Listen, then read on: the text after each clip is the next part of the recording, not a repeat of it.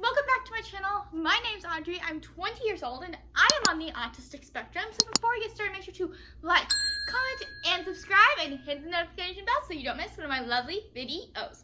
Let's get on with today's video. Today we're going to talk about fixation when it comes to autism.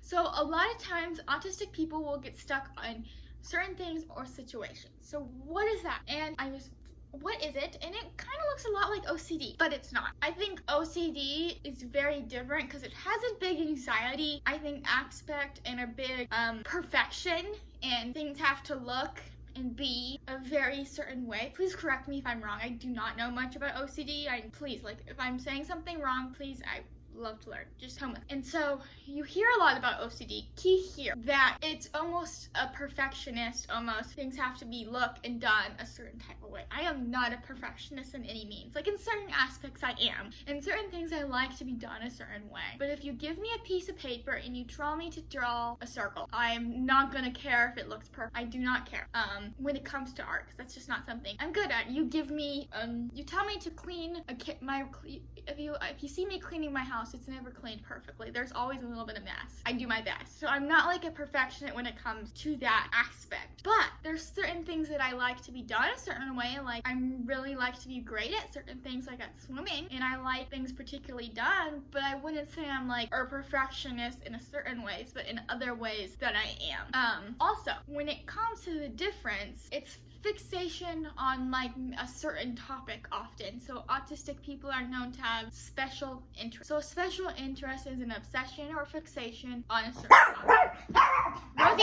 Okay, dog duty's called. Okay, I'm back. So as I said, it is an obsession with a certain topic. So that is like a certain, could say a version of fixation and being swimming, Rosie, fixation on YouTube, swimming, and dog training. That is like what I'm obsessed with. And autistic people have a various of special, so that would be considered an obsession. Rosie, yes? Can you focus here? So that would be an obsession, fixated on that. Or it may be on something like a certain item. Like a lot of times autistic people are obsessed with some weird item, something weird, something like I may be obsessed with a certain thing, like a tripod, for instance, just a random item around the house that I like. That is something that autistic people fixate on. For me, something I often fixate on in certain situations is what I want to eat. I get very overstimulated when it comes to food, and I like food a certain type of way. So typically when I'm overwhelmed, I would want to go to something called a safe food. And that safe food may be something I want to order from a certain restaurant. And when I am to that point, yes, that's all I want. And I will do anything, and that's something I had a really hard time young until I learned how to manage my emotions. Or it may be a certain situation. So I'm obsessed with something that happened, an event, something along those lines. So it's being obsessed with certain random things. It's not perfectionism. It can be. You can like want something to look a certain way. Like OCD common is often, but again, I don't know enough about it to really say. Please correct me if I'm so it's fairly different because it's typically having to do, it can be anxiety based, like when it comes to change and being stuck on something, which will be the next video, change. So I hope that kind of explained to you a little bit more about what fixation really is. So it's often about an item, as I said, again, to relate a topic, something that happened, a part of a conversation I'm really passionate about. For instance, as I said, I'm really obsessed with dog training. So the other day I was having a conversation, and it's been an obsession over the past few days of me being stuck on said situation. Good job, Rosie. Yes.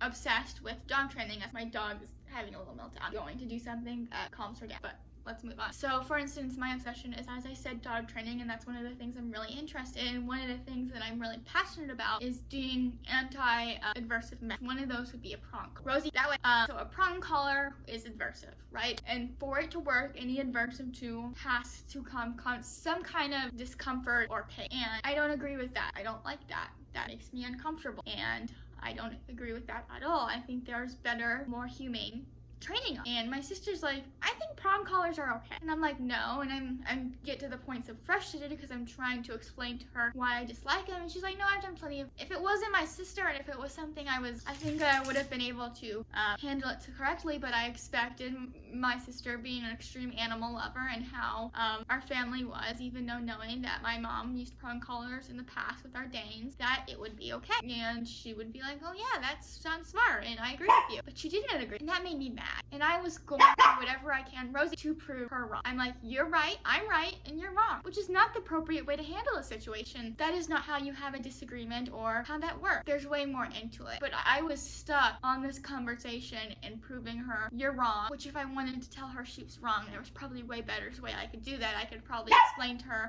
way more, and she might have come on my side, but she wasn't, and I probably should have handled it better. I didn't, and she'll probably never agree with me, which is sad. She's not with the times, you know, but, you know, very anti that. And I respect someone other than my family, Rosie, someone else who would use said tool if they were doing it correctly.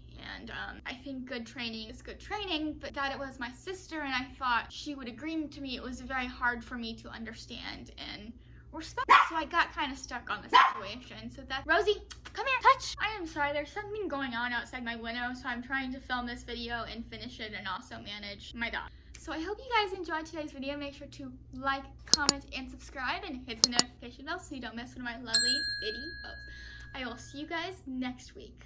Bye, guys!